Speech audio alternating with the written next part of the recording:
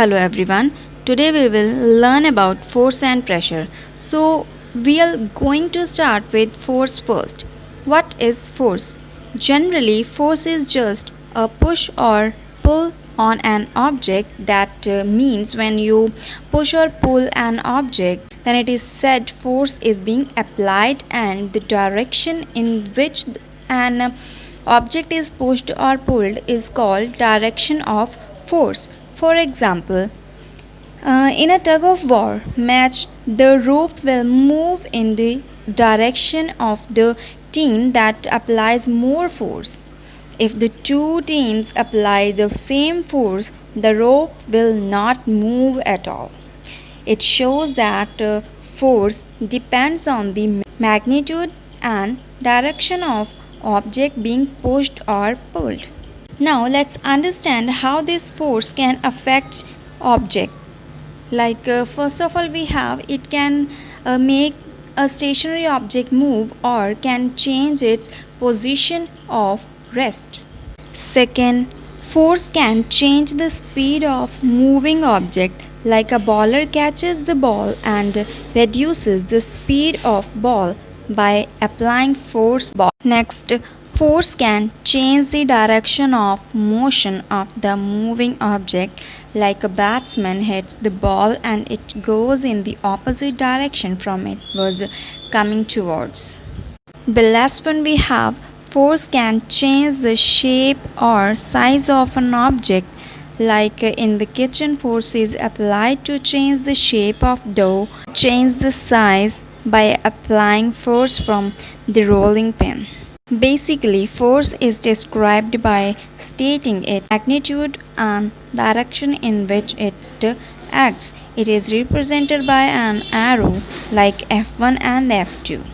Further, we have types of forces. So these are broadly divided into two types, that are contact forces and non-contact forces. So first of all, if we talk about the contact forces, in which these are the forces in which force is exerted when they are in contact with the another body. Okay, and on the other hand, non-contact forces are the forces in which force is exerted without the contact of body. Okay, and further, these contact forces we have of different types. So first of all, we have muscular force. It is exerted by the muscles of your body and is called muscular force. For example, like a horse pulls a cart, so here horse muscular force is being applied to pull the cart. Next we have frictional force. So it is a force that slows things down or prevents things from moving.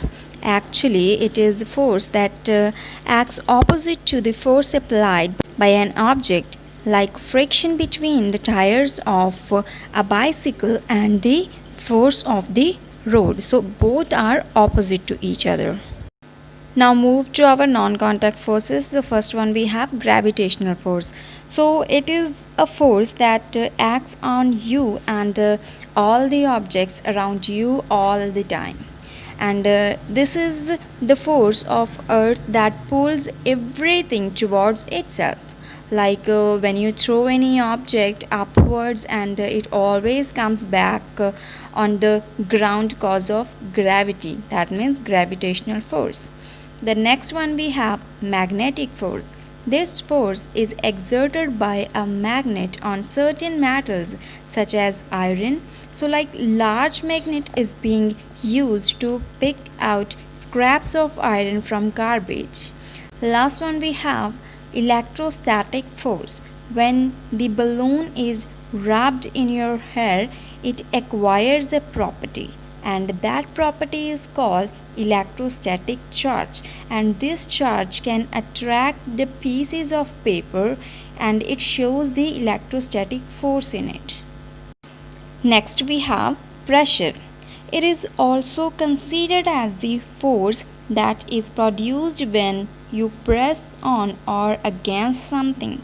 Basically, it is defined as the force exerted per unit area. Its formula can be written as pressure which is equal to force upon area.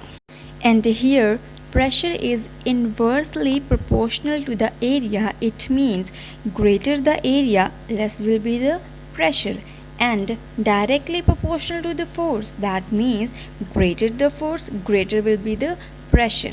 Now, unit of pressure. In SI system, the unit of pressure is Newton per square meter.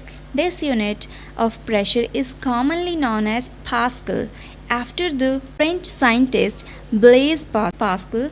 So, pressure which is equal to force upon area, in which pressure the SI unit is PA, and the force which is in Newton and area is in meter square. So area, so Newton per square meter.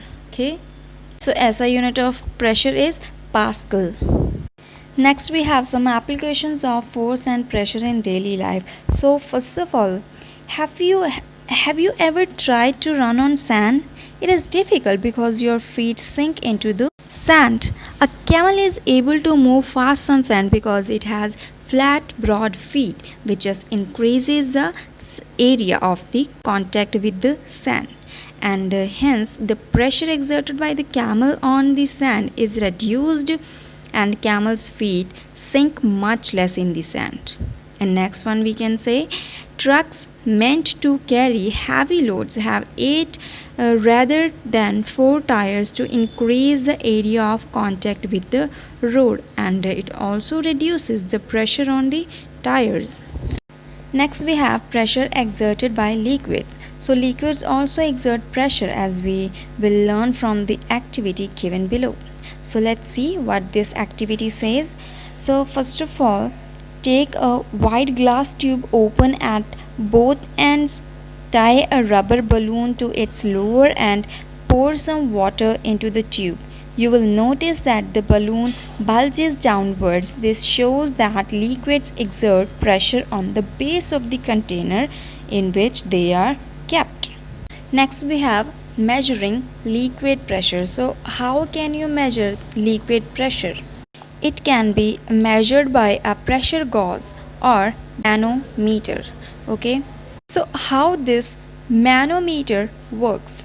So let's have an activity to understand the concept of manometer. First of all, take a U-tube made of glass or transparent polythene, fix it vertically on a sand, pour colored water into it so that it is half full of water. The level in both arms of U-tube will be the same. And after that, attach a polythene tube to the one end of the U-tube. At the other end of the polythene tube, attach a thistle funnel, stretch and tie a thin rubber balloon over the mouth of the funnel so that the rubber remains taut. Your manometer is ready to measure the pressure. Next one we have atmospheric pressure. So the earth is surrounded by a layer of air. It is called atmosphere, and we live at the bottom of this layer.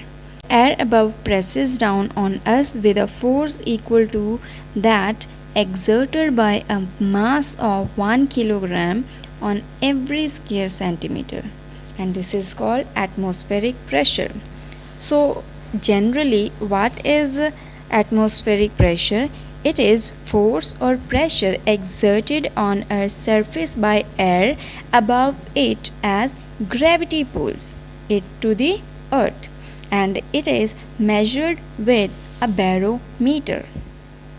Next we have factors affecting atmospheric pressure. The first one we have altitude. The atmospheric pressure is maximum at sea level, and as we go higher, altitudes of air becomes thinner and the atmospheric pressure decreases. The temperature, the next one is temperature. Air expands on heating and becomes less dense. Therefore, atmospheric pressure decreases with increase in temperature. And next we have humidity. Water vapor is lighter than air, therefore humid air is lighter than dry air. Hence, air pressure decreases as humidity increases. Okay. Next, we have some applications of liquid and atmospheric pressure. So, this atmospheric pressure can be applied in the kind of suction hooks and drinking straw, even the syringes. So, students, here our chapter completes. In the next video, we will come with our next chapter.